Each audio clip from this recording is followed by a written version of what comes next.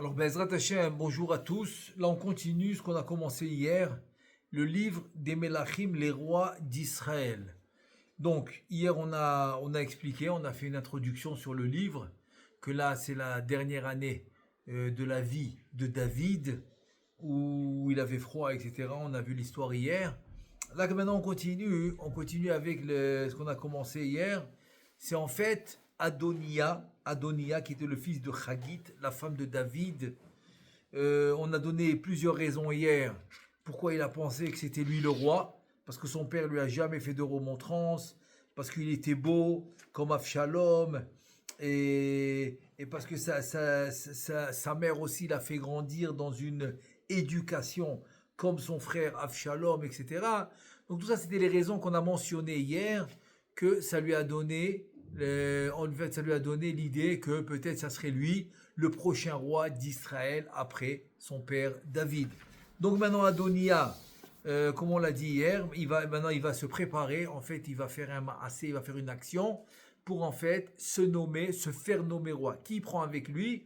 On a dit il prend Yoav ben Tserouya et Eviatar à Cohen. C'est les deux qu'il peut prendre avec lui. Pourquoi?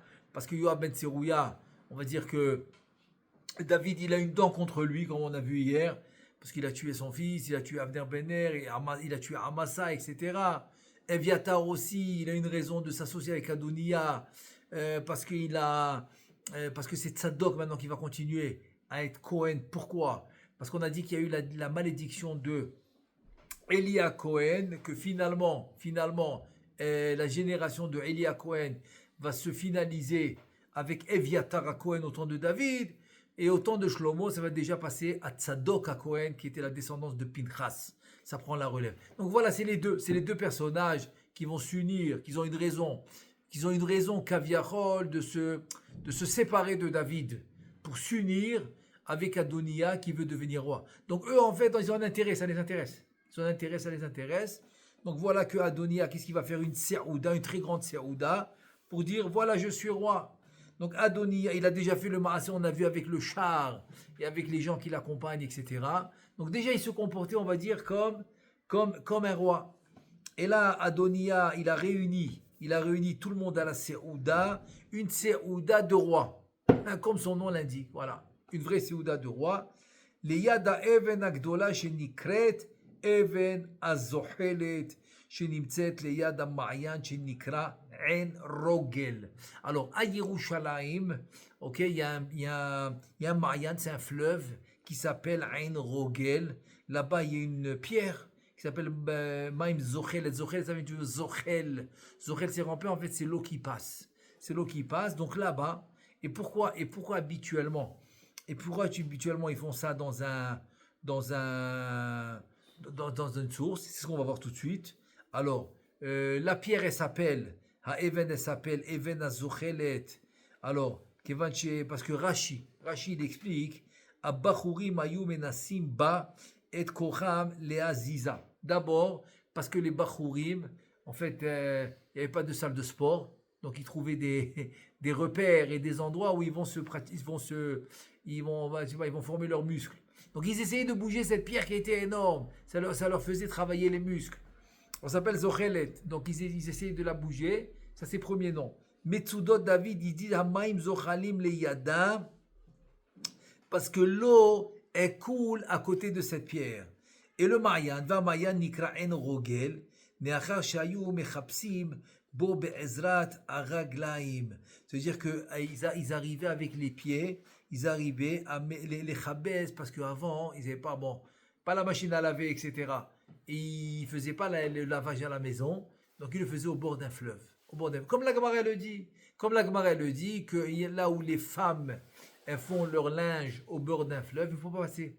C'est pas de Sanoua. Il faut prendre un autre chemin pour ne pas regarder les femmes pendant qu'elles lavent leur linge. Pourquoi? Parce qu'elles découvrent un peu leurs jambes, elles découvrent un peu leurs bras, etc. pendant qu'elles lavent leur linge. Donc c'est pour ça qu'il ne faut pas passer par là-bas. Donc de cela, on voit que c'était l'endroit pour laver les habits. Et pourquoi là-bas il fait une Seouda? Pour dire en fait que la royauté va couler comme un fleuve Kenahar Shelomav. C'est-à-dire que le fleuve représente le shalom. Que le fleuve, ça représente de l'eau qui coule, comme le shalom, ça coule sans machloket, sans guerre. Et c'est ça le shalom. Donc le fleuve représente le shalom. Et donc c'est la raison pour laquelle il veut faire la séouda de nomination de roi dans le fleuve. Et voilà que maintenant Nathan Hanavi, qui était le prophète, qui était le prophète de David, à l'époque de David, et là maintenant, il sait que c'est pas David qui a ordonné ça, il sait que c'est pas David qui a dit de faire régner Adonia et qu'il l'a fait de lui-même. Donc maintenant, Nathan Hanavi, comme David était, on a dit qu'il avait froid, donc il restait plus à la maison pour se réchauffer avec Avishag Ashunamite, et donc il sortait pas, et donc maintenant il fallait lui annoncer de ce qui se passe à l'extérieur. Donc Nathan Hanavi, c'est ce qu'il veut faire. Il veut aller annoncer à David qu'est-ce qui se passe. Donc qu'est-ce qu'il fait? Il va venir donner un conseil à Bathsheba. Pourquoi?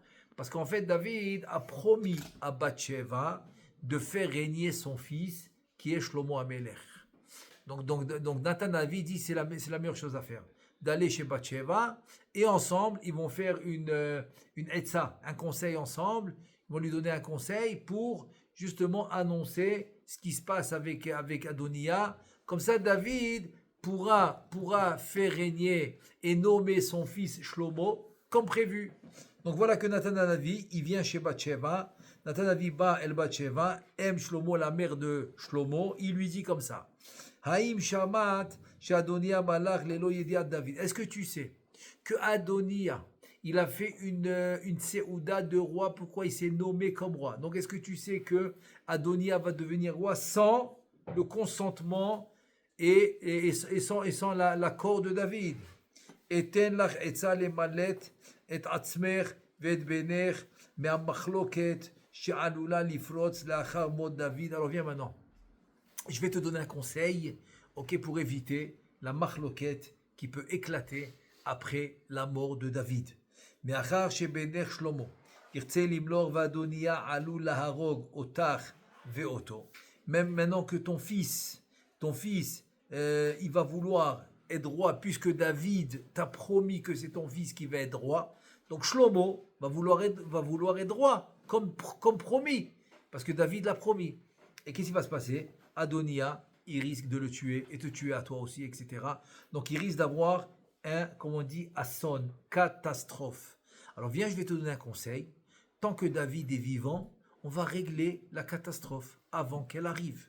Donc qu'est-ce qu'on fait? Donc c'est quoi la raison? C'est quoi la etza? C'est quoi le conseil? Etza sheli kazo. Ikansi el David ameler vibrilo. Écoute bien. Tu vas rentrer chez David et tu vas lui dire la chose suivante. Adoni ameler. אתה נשבעת לי שבני שלמה ימלוך אחריך ומדוע מלך אדוניהו.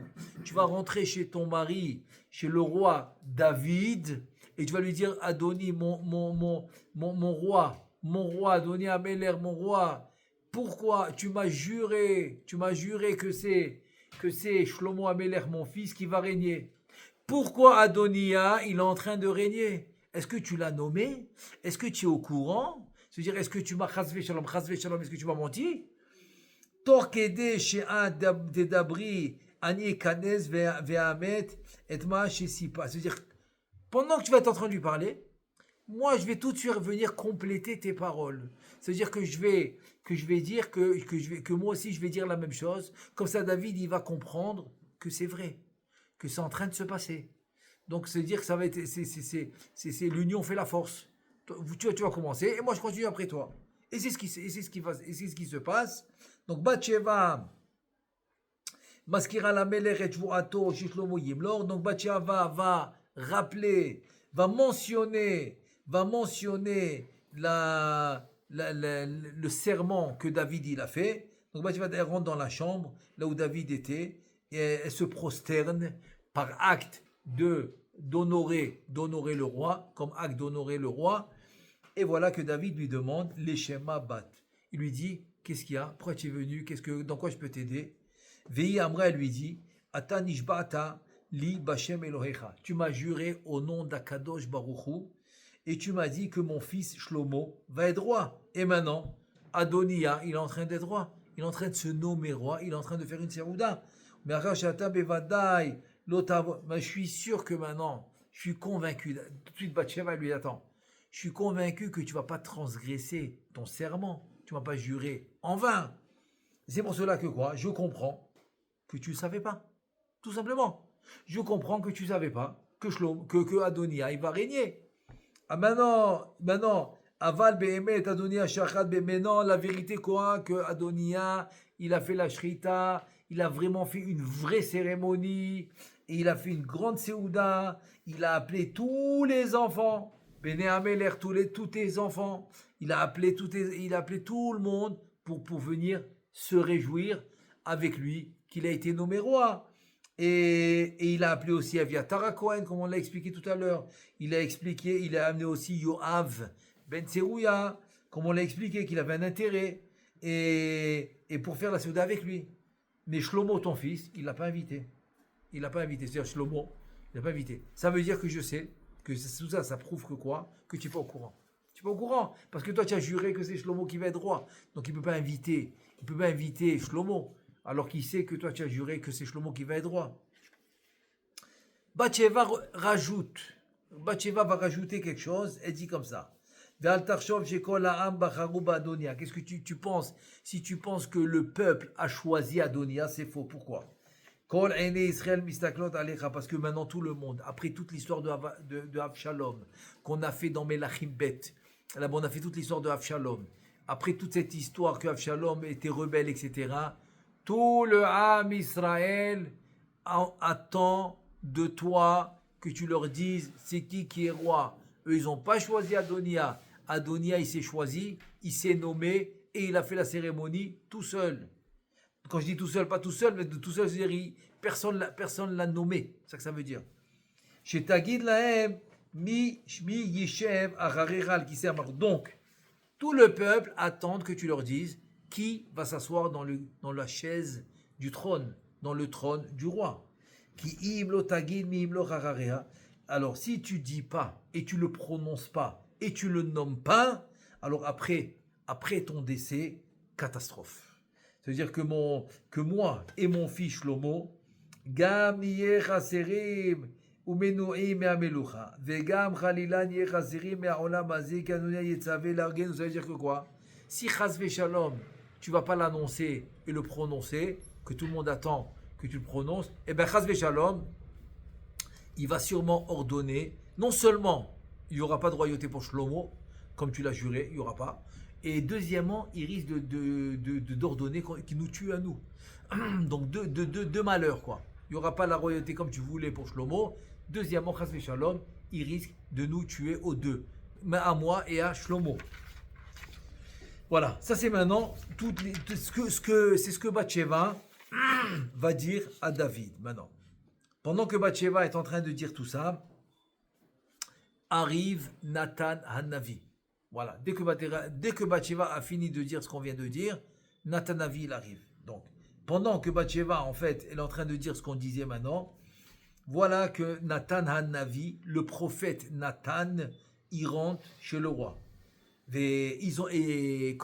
Comme il n'habite pas dans le royaume, comme la femme de David, la Bathsheba, donc ils sont venus annoncer au roi, Nathan Hanavi veut rentrer dans le palais.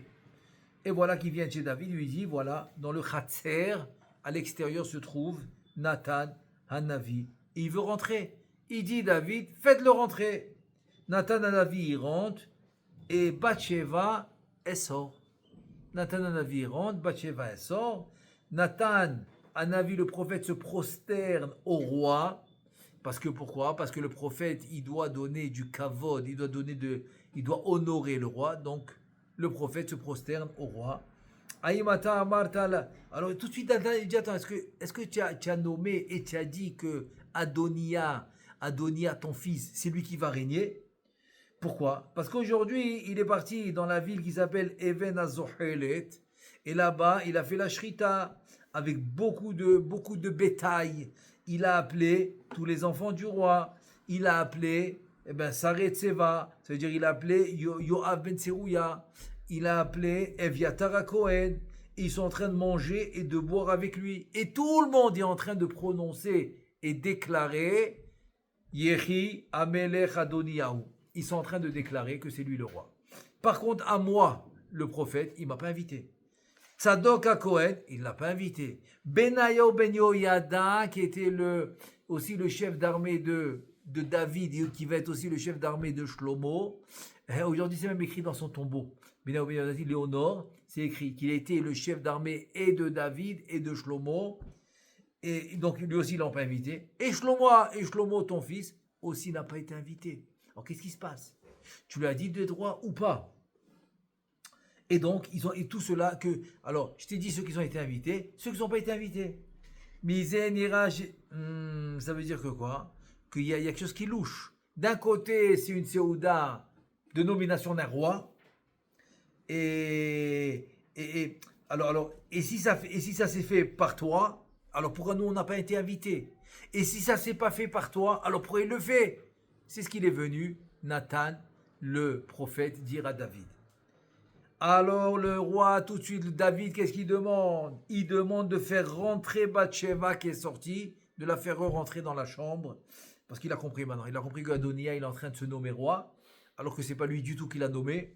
Et là, il dit maintenant, et elle revient maintenant devant le roi, et David, il dit, je fais le serment, et je jure, au nom d'Akadosh Baruchu, Vani Nishba Ba'Hashem, Shayom Akayem et Jvuati Ve'lamlir et Shlomo Acharai. Et voilà maintenant que je vais jurer, que je fais le serment de respecter mon serment que je t'ai juré, que Shlomo va être roi. Aujourd'hui, je le fais. Pas demain, pas tout à l'heure, aujourd'hui. Aujourd'hui, je le fais. Et Bathsheba, elle s'est prosternée et elle a dit Yehi Amelech David Le'olam. Donc elle a honoré David parce qu'il a respecté sa promesse. Et David, tout de suite, il a ordonné de nommer et de déclarer Shlomo comme roi. Donc David, il demande d'appeler Tzadok à Cohen, qui est en fait le Cohen de la descendance de Pinchas, que finalement c'est lui qui va être le nouveau Cohen. Il a ordonné à Nathan le prophète, Nathan Hanavi, et aussi à Benayo Ben Yoyada, et eux ils sont venus ces personnages-là sont venus devant David, et David leur demande Kerubi Techem et Avadai, Ve'arkivu et Shlomo, à la Pirda, à Malchuti Cheli, prenez maintenant de mes serviteurs, alors mettez Shlomo sur ma mule, la Preda, c'est comme une mule, mais c'est une mule d'un roi, c'est-à-dire que quoi? C'est un signe que c'est lui le roi, puisqu'il va utiliser quelque chose du roi. Et Zeye Siman, donc c'est-à-dire ça va être le signe du début de sa royauté, parce qu'un homme normal n'a pas le droit de prendre la mule, d'utiliser, n'a pas le droit d'utiliser la mule du roi. Toridu oto al ma'yan shiloach, donc faites-le, descendez-le. Quand il va aller sur la mule avec tout le monde, il y aura toute une escorte. Donc tout le monde va voir que Shlomo, il est en train de se faire proclamer comme roi. Et donc allez jusqu'au Shiloach. Le Shiloach, en fait, c'est le Gichon. C'est le Gichon qu'on va voir plus tard, que Chizkiyahu Amelech, il a fermé. Et donc c'est le Gichon, c'est le Shiloach. Ils ont amené Shlomo là-bas, parce que bien sûr qu'à l'époque, il y avait le fleuve.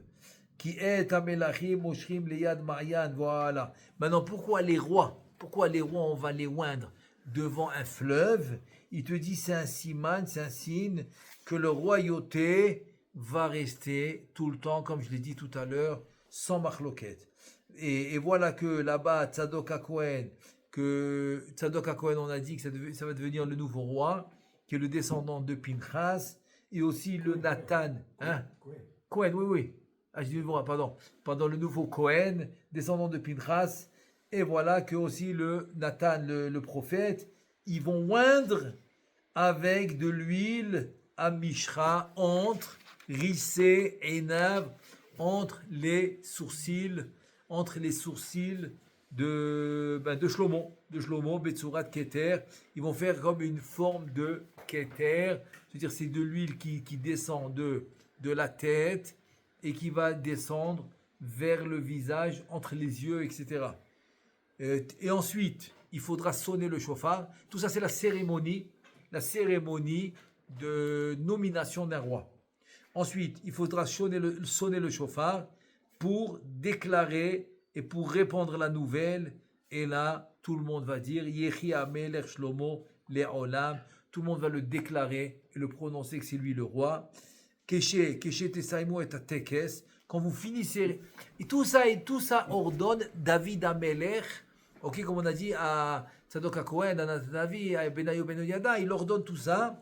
Et quand vous allez finir la cérémonie, Shlomo ira en tête et vous allez en arrière de lui. Voilà. Comme signe que c'est lui le roi maintenant. Jusqu'à Ve'achiavo Ve'yeshev al-Kiseh Amelech Ve'yimlo Chacharai. Lui, il va être en tête, vous allez après lui, jusqu'à qu'il va venir s'asseoir dans mon trône, et c'est lui le roi qui va me succéder. Voilà que Benayo Ben Yoda, il dit à David, Yehi Ratzon, Shlomo Yichye Ve'yimloch al Israël. Donc il fait une bracha, il fait une tefila, une demande que Shlomo, Bezrat Hashem, il va vivre, et c'est lui le roi de Am Israël. Et Ve'yi Ratzon que quoi, que Hashem, il va faire grandir sa royauté plus que ta royauté. Comment il peut dire ça à David? Il est en train de dire à David, tu sais, Yiratzon, que Shlomo il va vivre, il va être le roi. Et aussi, Benayo Ben Yoda, il dit à David que Shlomo, sa royauté va être plus que ta royauté. et là, les commentateurs, qu'est-ce qu'ils disent? De là que Benayahu Ben Yoyada, il va dire devant David que Shlomo devient roi et qui va dépasser ta royauté, il va être plus que ta royauté, de là qu'un homme, les Chacham ils ont dit de là, qu'un homme jamais ne sera jaloux de son fils. Jamais. Im Chacham libecha beni, ismach libi gamani. Il dit Shlomo aussi, ton cœur, mon fils, ton cœur est Chacham, mon cœur aussi va se réjouir. Parce qu'un homme jamais va envier ou va être jaloux de son fils. Et le Harizal il dit aussi la même chose entre le Rav et le Talmid, que jamais le Rav aussi il va envier ou il va être jaloux de son Talmid. Voilà, pourquoi? Parce que comme c'est lui qui l'a fait grandir, c'est lui qui l'a mis sur la voie, etc.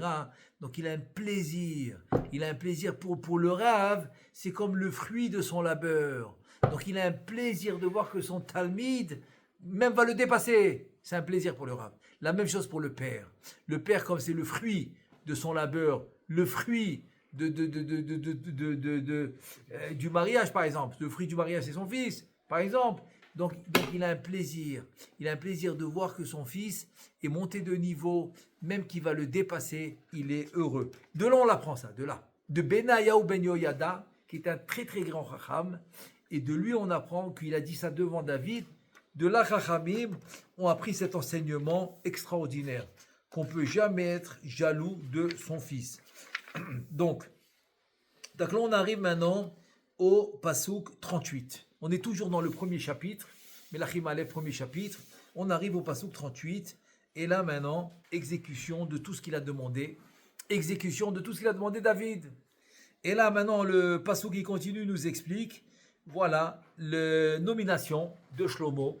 Voilà, donc Tzadok HaKohen et le prophète Nathan et Benayo Ben Yoyada, comme l'a ordonné David, ils sont allés là-bas. Ils sont allés avec la grande armée, les forces, avec les Giborim, avec les forts de l'armée de David.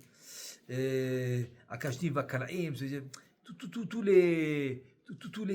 les forts de l'armée de David, et aussi avec les Urim Vetumim pectorales pour le mettre dans le thorax de qui? De Tzadok HaKohen. C'était le Kohen. Irkivu et Shlomo al Pirdat HaMelech v'ulichoto la Shiloach, exactement comme il a ordonné David. Et voilà que Tzadok HaKohen, il va dans la tente où il y avait le Aaron HaBerit, où il y avait c'était le Kodesh HaKodashim dans Mishkan Shiloh, parce que le Beth Amikdash n'est pas encore construit. Bezrat Hashem, dans les prochains chapitres, quand Shlomo il va être rond, on va voir la construction du Beth Amikdash. Et ensuite, chez moi, il y a Aaron HaBerit, Uliado, Tzluchit, Shemen Mishra. Donc ça veut dire que dans ce Aaron Aberi, c'est le Kodesh HaKodashim du Mishkan Shiloh. Là-bas, il y avait le Aaron, c'était la boîte. On avait une couche de bois, une couche d'or, une couche de bois. Et là-bas, il y avait le Sefer Torah. Et il y avait aussi une fiole d'huile. Et c'est quelle huile? L'huile pour oindre. Shasa Moshe Rabbeinu. Ça veut dire que quoi? Qu'au Mishkan du désert, dans le Mishkan, Moshe Rabbeinu, cette fiole d'huile, il a oint les kelim. Ça veut dire qu'un keli, un ustensile pour être utilisé dans le Mishkan ou dans le Beth Amikdash, il faut le oindre aussi. Il n'y a pas seulement le Kohen Gadol que tu oins, il n'y a pas seulement le roi que tu oins, il y a les kelim aussi que tu utilises, que tu oins. Donc il y avait cette fiole d'huile qu'ils utilisaient pour oindre les kelim du Beth Amikdash. Donc voilà que Tzadok HaKohen il va là-bas, dans la tente, parce qu'il n'y avait pas encore de Beth Amikdash, elle était dans une tente, dans le Ohel, dans la tente. Il y avait le Aaron Aberi, il y avait cette fiole d'huile qui servait à oindre, que Moshe il a fait. C'était celle de Moshe Rabbeinu qui avait. Et qu'est-ce qu'il a fait? La Karkli Betsurat Keren, qu'est-ce qu'il a pris? Il a pris comme un genre de chauffard en forme de cône, il a rempli ce chauffard en forme de cône, il a rempli de cette huile de Moshe Rabbeinu, et c'est comme ça qu'il a oint Shlomo. Et ensuite, ils ont sonné le chauffard, et tout le peuple, il disait Yehi Hamelech Shlomo, en kolé-kolot, avec force, avec beaucoup tout le monde l'entendait qui disait Yehi Hamelech Shlomo, que qui vive le roi Shlomo. Et voilà que Shlomo, il va maintenant en tête, comme David l'a demandé, en tête, et tout le monde derrière lui. Et tout le monde, il est derrière lui, parce qu'eux, ils le protègent quand ils lui font de la musique. Ils lui font de la musique. C'est-à-dire que lui, maintenant, il va en tête, après qu'il a été roi, ça devient le roi, donc il va en tête. Tout le monde derrière lui, il lui joue de la musique. Et il y a une très, très grande simcha. Et la voix, elle écoute partout. Ça veut dire que la voix, maintenant, va s'étaler. Et tout le monde va écouter cette musique, cette joie, ce festin. Il se fait répandre rapidement. Et là, maintenant, ça arrive jusqu'à qui ça va arriver? Jusqu'à Adonia. Donc ça arrive jusqu'à Adonia et ces gens avec lui, et Yoav ben Tserouya, et Eviatar Cohen, tout le monde qui était, et les enfants du roi, etc., qui étaient avec lui, ils entendent, ok? Donc quand ça veut dire que, en fait, ils entendent ça quand eux, ils ont fini. Donc quand Adoniaou et les gens qui étaient avec lui, ils ont fini de manger, ils ont entendu les voix et la simcha et la joie, ok, de la nomination de Shlomo. Et donc Yoav, il a entendu aussi le chauffard, et il demande, attends, c'est quoi ce chauffard? Lui, il a l'habitude, le chauffard dans l'armée, dans la guerre, qu'est-ce qui se passe? C'est quoi ce chauffard? Il dit, Mahem akolot anishmaim inair. Demande Yoav ben Tserouya, c'est quoi ces bruits qu'on entend? Torkede chez Elato. Pendant qu'il pose la question, ils sont venus en courant, Yonatan Beno, le fils de Eviatar Cohen, il vient en courant, Adoniyahu Amarlo. Donc dès que le fils de Eviatar il vient, alors Adoniyahu, le fils de David, il demande au fils de Eviatar, dis-moi, Bokiata Ishra Illuminastam Besora Tova Beficha. Dis-moi, toi tu as l'habitude de donner rien que des bonnes nouvelles. Le Tanar, il ramène souvent, il dit qu'il y en a, ils ont l'habitude de donner des bonnes nouvelles. Il y en a, tu n'as pas envie de les écouter. Ouah, tu laves ça, la nouvelle qu'il va me raconter celui-là. Tu dirais que tu vas voir, c'est comme ça, c'est une trouna. Je sais pas comment on traduit le mot trouna. Tu vois, c'est une nature de l'homme, tu vois. Il dit, toi, je sais que tu aimes annoncer les bonnes nouvelles. Viens me dire, c'est quoi ce bruit? Qu'est-ce qui se passe? Yonatan, il lui dit, Arshav, en libesora tova bijra. Il dit, aujourd'hui, c'est pas la même chose. Aujourd'hui, c'est différent. C'est vrai que moi, j'aime t'annoncer les bonnes nouvelles. Aujourd'hui, j'ai pas des bonnes nouvelles. C'est pas une bonne nouvelle. Pourquoi? David imlich et Shlomo. Parce que ton père, le roi David, il a nommé Shlomo comme roi. Ushalach ito et Tzadok HaKohen ve'et Natan HaNavi ve'et Benai Ben Yehoyada ve'Orim ve'Tomim. Il a amené avec lui Tzadok HaKohen, il a amené avec lui Nathan le prophète, il a amené avec lui Benai Ben Yehoyada, il a amené les pectoraux, les Orim ve'Tomim. Et eux, ils ont fait monter Shlomo dans la mule de David, du roi. Et Tzadok HaKohen, et le prophète Nathan, ils ont oint le roi avec la corne. On a dit la corne, la forme de la corne, avec l'huile de Moshe Rabbeinu. Tu te comprends? L'huile de Moshe Rabbeinu, qu'il a oint le Mishkan, les Kélim, ils ont oint Shlomo avec. Il te dit, Mashroto les Meler, Bemayan, où ça? Ah, dans le Ma'ayan, en plus, ils ont fait le siman du Ma'ayan. Il était mieux que ton siman à toi, de Rogel, là, cette pierre. Toi, tu es dans une pierre. C'est comme tu es parti dans une salle de sport, quoi. Ils faisaient le sport là-bas avec cette pierre. Lui, il a fait ça dans un vrai Ma'ayan, dans un fleuve. Dans le fleuve qui s'appelle Shiloach. On a dit c'est le Gihon. C'est le Gihon. Et tout le peuple, ils sont allés avec lui. Et il y a une très grande simra. Et regarde, écoute la musique. Ils sont en train de jouer une belle musique. Et voilà, c'est les bruits que tu entends. Voilà, c'est les bruits que tu entends. Shlomo, il est venu. Et donc, il s'est assis sur la chaise du roi. Donc, Shlomo est devenu roi. Il est venu, ça y est. La fête est finie. Tout le monde est rentré à la maison. Shlomo, il vient, il s'assoit sur la chaise du roi. Juste David, Vécole. est le roi à ce moment alors où ils sont rois. Oui, c'est-à-dire que David, il est toujours resté roi jusqu'à sa mort. Mais là, c'était qui le roi en fonction? non, le roi en fonction maintenant, c'était David, mais qui a nommé en son vivant Shlomo. Donc Shlomo s'est déjà assis dans la chaise du roi pour éviter tout problème après sa mort. Donc c'était ça en fait comment tu dis ça, l'idée. C'était ça l'idée de David et c'est ce qu'on a fait. Donc c'est sûr que Shlomo il s'est assis au vivant de David. Roi de 30. Vekol Avde David Ameler, tous les serviteurs de David ils sont venus pour bénir Shlomo, parce qu'il il s'est assis dans le trône, il s'est assis dans la chaise du roi.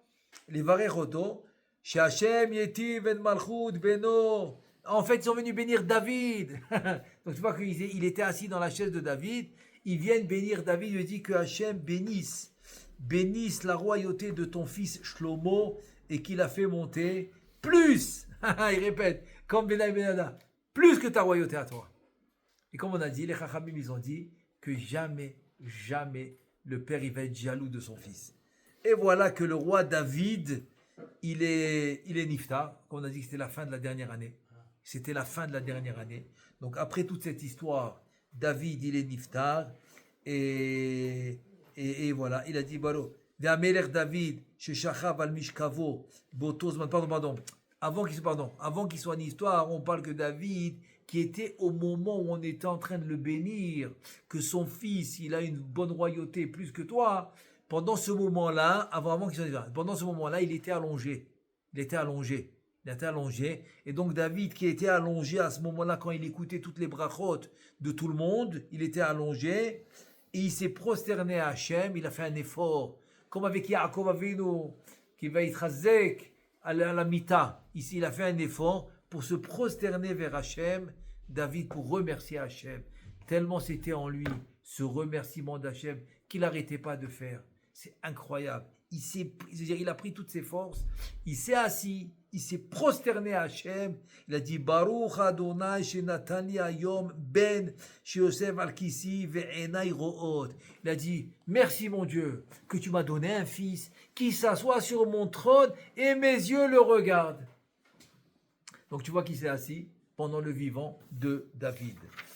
Et donc voilà que maintenant il y a un problème parce que Adonia, ça y est, en 2 mots, il s'est fait avoir. Il a fait la fête pour rien.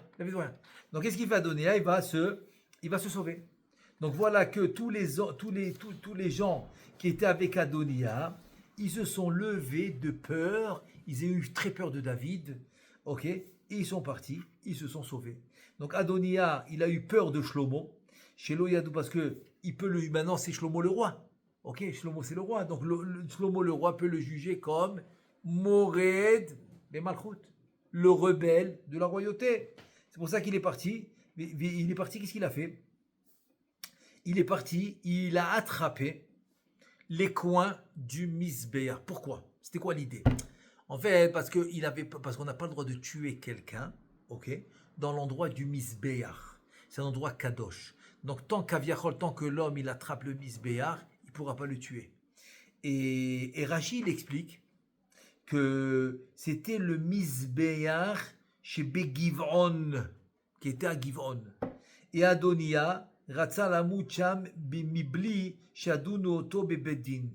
Kede lo leikaver bekever shel harugei bedin. C'est-à-dire en deux mots, c'est que si maintenant Shlomo, il va juger Adonia, il va mourir par peine de mort. Peine de mort, donc il va être enterré dans un cimetière spécial des peines de mort. Peine de mort, pourquoi? Mored bemalchut. Il a été rebelle contre la royauté. Peine de mort. Alors oui, il ne voulait pas.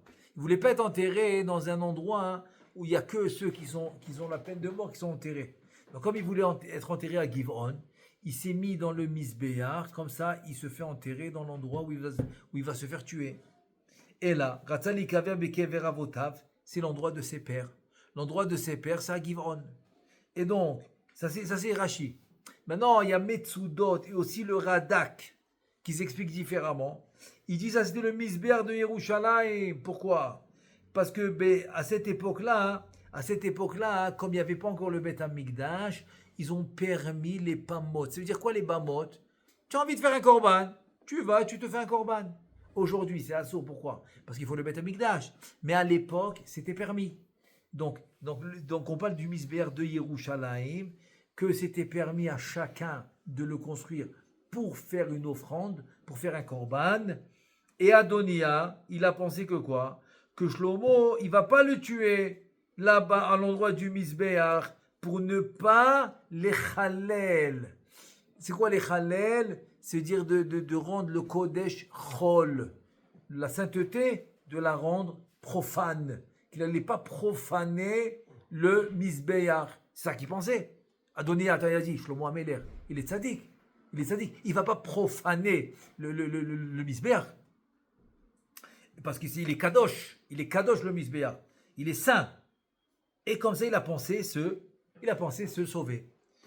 Alors, ils ont raconté tout ça à Shlomo, que Adonia, il a peur, il s'est mis là-bas dans le Misbéach, et que Shlomo, alors Umvake Shlomo, Yishava Shelo Yarogoto, et donc, en se tenant dans le Misbéach, il demande que Shlomo lui fait un serment qu'il ne va pas le tuer. Shlomo, il dit, Im yesharet oti b'ne'emanut lo ye'anesh ale avar ve'afilu she'se'ara achat mise'arot rosho lo tipol. Écoutez bien la chokhma de Shlomo. Écoutez bien. 12 ans. Shlomo, il a 12 ans. Donc Shlomo, il dit, écoute, je jure que quoi? Que s'il me sert avec Ne'emanut, si c'est un homme droit et de confiance, il ne sera pas jugé sur le passé. Il s'est laissé une ouverture. Mais s'il fait une bêtise, je peux le juger. Tu as compris? C'est une belle chokhma. Il ne va pas être jugé sur le passé. Mais s'il fait une bêtise, c'est le futur. Je peux le tuer. Je peux le juger. Et voilà que, alors voilà, il le dit, Ulamim batse bo ma'ase echad ra, ve'afilu davar she'eno chamur, ad kede onesh mavet, bechol zot atzaref lo, et ma she'asa be'avar vu yamut. En deux mots, il dit Shlomo, écoute, je ne le juge pas sur le passé, s'il est honnête, il est bien avec moi. Mais si je trouve une chose, pas deux, une, même si cette chose-là n'a pas de sanction de peine de mort, même à cela, je réunis le passé et je lui fais peine de mort. Donc ça veut dire en deux mots, j'accepte, mais comporte-toi bien, fais pas de bêtises. Et on va voir après une bêtise qu'il a fait, il a été tué par Shlomo, on va voir après. Il a fait une grosse bêtise, parce que Shlomo il a compris. Shlomo shalach et avadav, donc Shlomo il a envoyé ses serviteurs, et donc ils ont enlevé Adonia du Misbéach, il s'est prosterné devant Shlomo, et voilà, il va rester maintenant pour servir Shlomo. Mais Shlomo lui a dit non, tu n'as pas besoin de rester maintenant à côté de moi. Je t'ai dit mon serviteur, mais tu peux rester toi à la maison. Tu peux être mon serviteur, rester à la maison, mais rien que sois honnête. N'essaye pas de me détourner. Et donc, va chez toi à la maison. Et quand j'aurai besoin de toi, je t'appellerai. Allez, rentre chez toi. C'est bon. Mais fais attention. Derbalak, ne fais pas de bêtises. Parce qu'une petite bêtise, c'est fini. Et voilà, comme ça, le chapitre se finit. Donc, Bezrat Hashem, demain on continue le deuxième chapitre. Là, on va voir qu'est-ce que David va ordonner à Shlomo avant de quitter ce monde. Bezrat Hashem. Alors, on continue demain. Baruch Adonai Le'olam. Amen ve Amen.